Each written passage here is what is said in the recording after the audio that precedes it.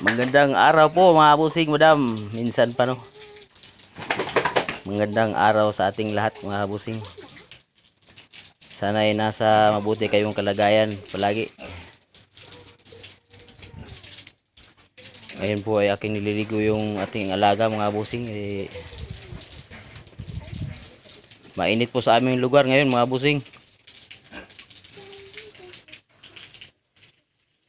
Kaya ating pinaliliguan tong ating alaga.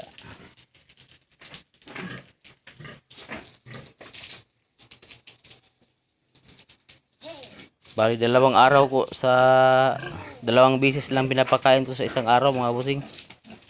Umaga lang sa kahapon.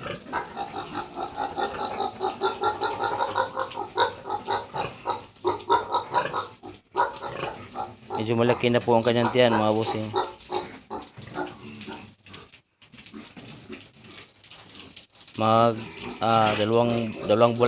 Dalawang buwan pa lang buntis to mga busing.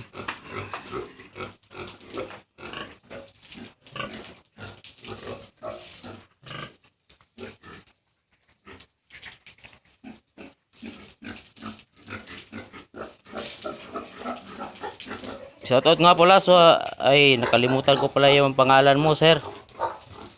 Sa susunod na lang na video kita babanggitin na po. Patawad po busing. Pero taga ano po yun, may Kawayan Bulacan. Salamat sa panonood mga busing no. Hindi ko lang po matandaan yung pangalan mo busing. Sa susunod na lang na video pag nagkataon mga busing no.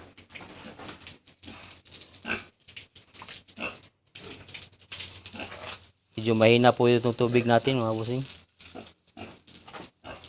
Shout out muli sa mga taong nag-aalaga ng hayop mga busing no.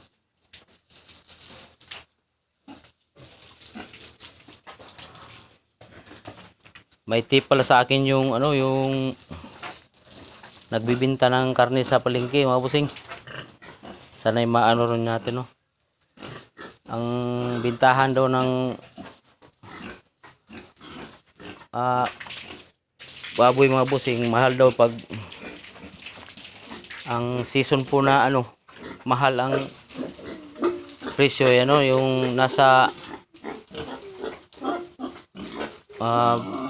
buwan ng Nobyembre dito sa aming lugar mga busing. Iwan ko lang po sa inyo mga busing.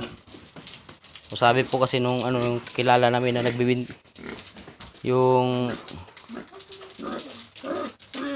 nagbibinta ng karne sa palengke ano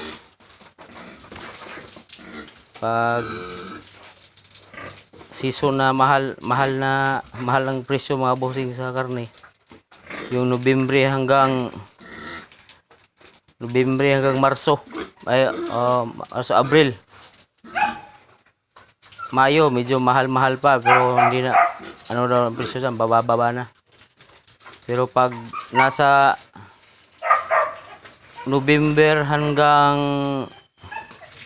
Marso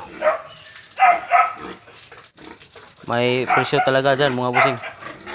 May presyo daw.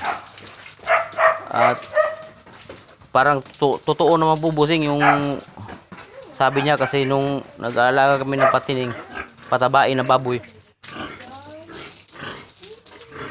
Tapos nabinta ng July. Ang baba po ng presyo mga busing. Sa ngayon po sa amin dito mga busing, naglalaro lang sa ang presyo ngayon sa amin. Nasa 175, 170 to 175 ang kilo. Kapag bultuhan yung bininta mo. Pero kung nasa isa-isa lang tapos kailangan talaga ng tao nasa mga 180, yun 185 ang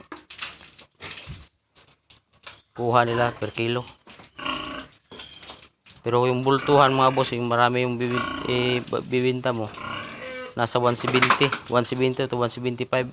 Iwan ko lang po kung nag-iba na ang presyo mga boss no. Nung nakaraang buwan lang po yung tinanong ko yung namimili ng baboy sa amin.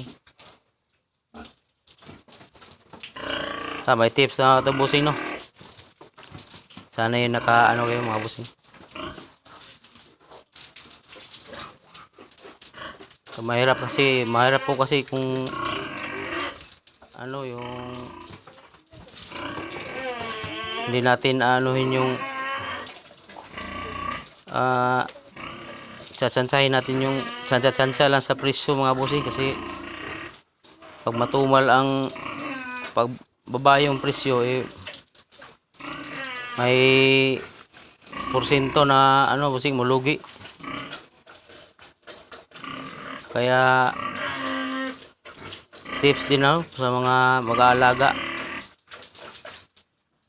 buwan po ng ano mga bossing, buwan ng ang mahal po yung magmamahal po talaga yung kuan nasa Nobyembre na, October, November hanggang Marso or Abril.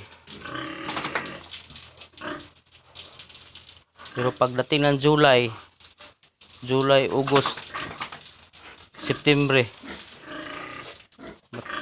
baba po ang presyo, sabi nung kilala namin sa palengke. Nung una po man pinagsabihan na kami nung mga bossing, nung kilala sa palengke, na huwag mag-alaga ng baboy pag ganyan ng mga panahon ng harvest o pag binta, kasi bababa ang presyo.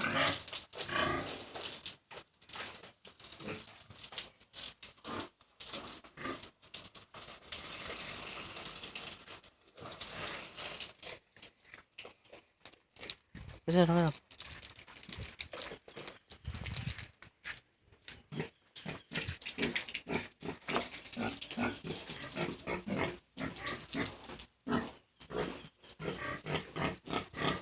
shout out nga pala kay Sir Capri Distressor bossing, magandang araw sa inyo.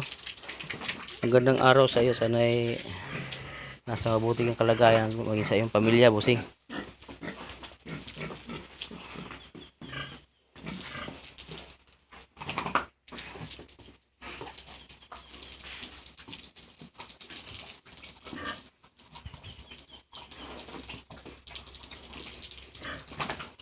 Nung nakaraang linggo po bossing, ano to, walang ganang kumain. Tapos tiningnan ko, pala yung naghahanap para ng barako. Tapos hindi pa, baka sa susunod na mga bossing, yung update ko lang po kayo mga bossing pag na to ng barako, kasi bala ko sana pag mga sa susunod na buwan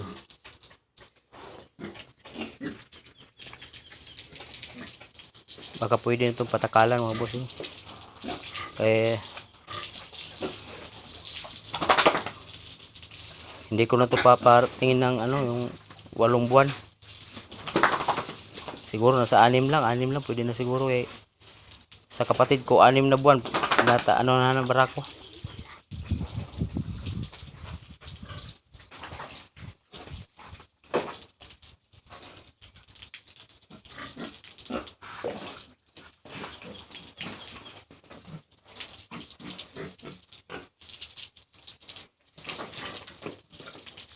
Mainit po sa aming lugar ngayon mga bossing.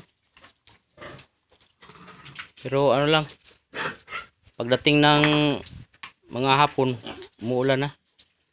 Di katulad nung nakaraang buwan. Grabe ang init. Ang init talaga na sa amin walang palta yung init. Kasi yung wala talagang ulap na nakaano sa araw.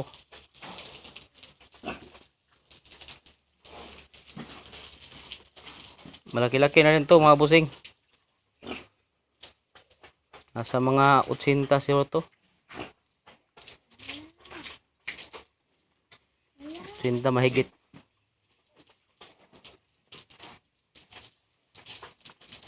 Ang kinukuha nung nagkita po kami nung may-ari nito, nung binilhan ko nito, nanganak na raw yung ina nito. Tapos 5 piraso lang mga bossing. Kasi sabi niya baka raw sa brako kulang yung ano yung similya. Hindi natin maano mga bossing no kasi ano rin to eh. Tinanong niya ako kung malaki na ba, sabi ko mga nasa mga ano na 80 mahigit kilos. So anong gagawin yun? Gagawin kong inahin.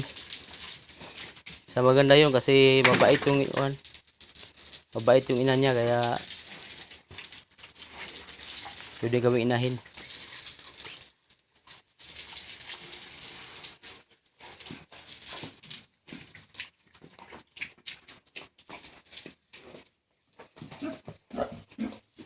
So yun po mga bossing no.